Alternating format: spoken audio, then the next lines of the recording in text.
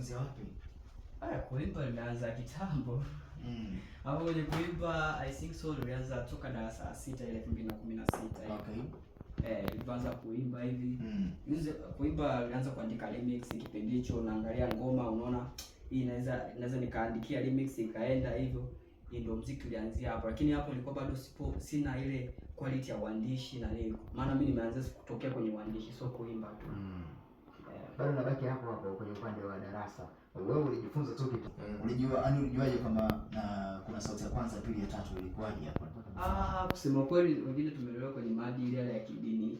Wanasema kabisa hawataimba sauti ya kwanza, ya pili, ya tatu. Kwa kupitia hivyo unajua kabisa kwamba kumbe kuna sauti ya kwanza, kuna sauti ya pili, kuna sauti ya tatu. Kiimba hivi unajua kabisa inaimba sauti ya kwanza. Kibana hivi najua hivi. Kwa ndio ipo hivyo. Kwa hiyo wewe ulianzia kanisani. Mtu ambaye naye alianzia kanisani kama BN ambavyo yeye alianzia pia kanisani kuweza kuimba, mwisho siku huyu akajipata anafanya vizuri. Kwa hiyo mwanangu, tuna uwezo pia kuimba live. Kuimba experience unayo pia. Kuimba live ninayo, nilipoacha hivyo nikabidi tu kwenye kuandika. Maana unaandikia watu ngoma. Kuandika naandika yani.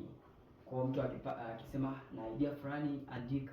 Anza kuandika, kuja na beat nasaidia kuandika. Ndio nikasema na mimi ngoja nijaribu sasa. Unajaribu kuingia na wewe ufanye. Kwa hiyo mwanzo ulikuwa ni unawaandikia washikaji.